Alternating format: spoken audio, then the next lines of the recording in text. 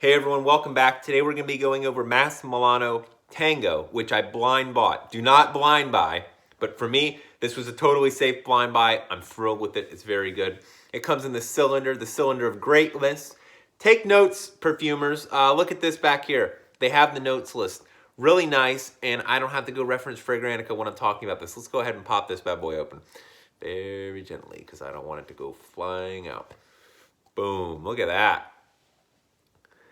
Look at that presentation, very nice. I'm gonna go ahead and pop them out. This is 35 milliliters, and it's going for $145. You've got that red juice, that blood red Singwine juice. It looks really nice. And we have the sprayer here, and look at this spray. I mean, I usually don't go in talking about the bottle this much, but check the spray out. It is so good. It's like just a mist. It's better than Dior, if you ask me. I'll go ahead and put this down. Whew, it's strong. Anyways, I'll go ahead and read the notes for you guys. Head notes, bergamot, black pepper, cardamom. Heart notes, sambac, jasmine, absolute, Damascus rose oil, cumin, patchouli. Base notes, vanilla bean, melio, absolute, amber accord, leather accord, benzoin, musk. So it's a lot happens in the first minute. And it's kind of deceiving what happens in the first minute because you think this is going to be something very animalic. It is animalic in the first minute, but it tones down, and it also has the leather popping in the first minute too, which is really strange. I've got an older application. I got the new one on right now. It calms down drastically in the first minute, and that's when the other florals, the amber comes out. This is probably the best amber I've ever smelled, and that's not an exaggeration. The amber is so silky smooth. It is so rich. It's like a moist amber. It's not a dry amber. This is alive. It's got a heartbeat. This amber is so nice. And then with the rose, so you get this rose amber. The jasmine as well, so it's these, but they're floral absolutes, so they're very strong. They're not wispy, airy florals. They have some punch. They have some solidity to them. They have weight to them. So they can sit there in the heart. They're not just burning off, cooking off at the top, because you got the bergamot, black pepper at the top. They cook off. Cardamom cooks off, which is a shame. Cardamom always cooks off fast. And yeah, the cumin, don't be afraid of the cumin. It's not too cuminy, if that makes sense. I make chili. I like chili. I make chili a lot. And cumin is one of the classic chili ingredients, and people are afraid, oh, it's going to smell like chili, oh, it's going to smell like an ethnic restaurant. No, it's not. It's just blended all in there, and it gives it this spiciness, but you're not going to get blown out by the cumin. Yes, you can kind of pick it up, but there's so much else going on that it's not going to bother you. Just like the animalics. Yeah, it's animalic at the beginning. Yeah, there are animalic musks that remain throughout, but there's so much going on, it's not going to bother you. This is not overwhelming animalic at all. Very friendly animalic, okay? And, you know, I like my zoologist and everything, so I can speak with some authority on that this is a very friendly animalic.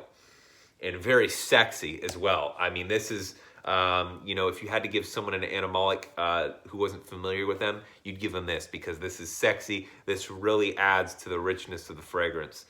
Going into the base notes, the vanilla bean, as it comes down, you get this powder that comes out. I'm trying to identify what it is that kind of gives it that powderiness. I guess it could be the florals.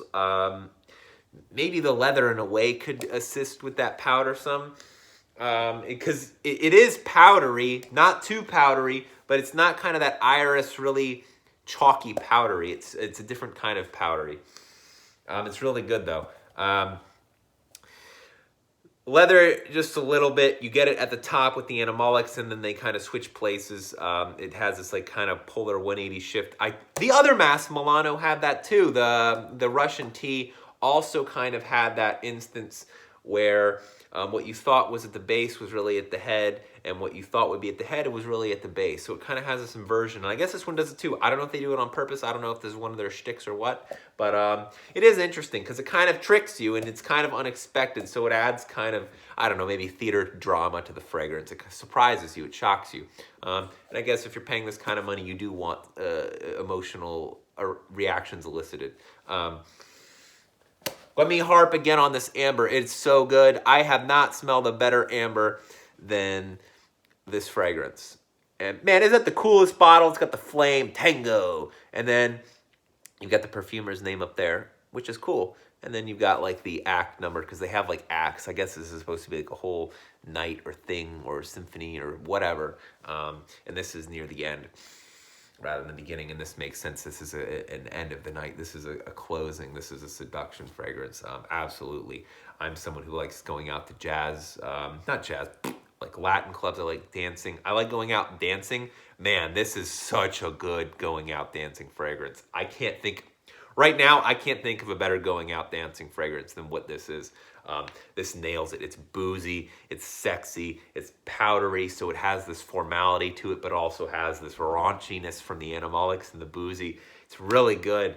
I'm happy I got it. It's not smart to blind buy. I blind bought it because it sounded exactly like what I wanted. Like, oh, this is like a perfect Latin club fragrance. And I was right, it is. So if you're interested, if you like doing the Latin club stuff and you're looking for something like that, what I just described, definitely really good, very competitive. It's has good projection, it's strong, but it doesn't fly out. It's just a dense bubble close to you, so it invites intimacy, it invites closeness. So I'm really happy about that. And I was looking for a rose fragrance for a guy, and this is unisex. I would say this leans feminine. Don't be scared by that. There's absolutely masculine facets to it. The spiciness of it definitely brings it masculine. So it could go either way. It's how you steer it. You can steer this in any direction. So if you're a guy, you can steer it to a guy. If you're a girl, you can steer it to a girl. It's true unisex, because it's you as the driver of the fragrance that influences it. And I think that's what's really cool about it. Besides that, that's all I really have to say about it. I'm excited to try more Masque Milano, because I've tried two and I've liked two. I have a full bottle of one and I love it. The other one was a like, not a full bottle. Love. That would be Russian tea. I'll try and add it here. Anyways, thanks for the watch, everybody. We'll talk soon.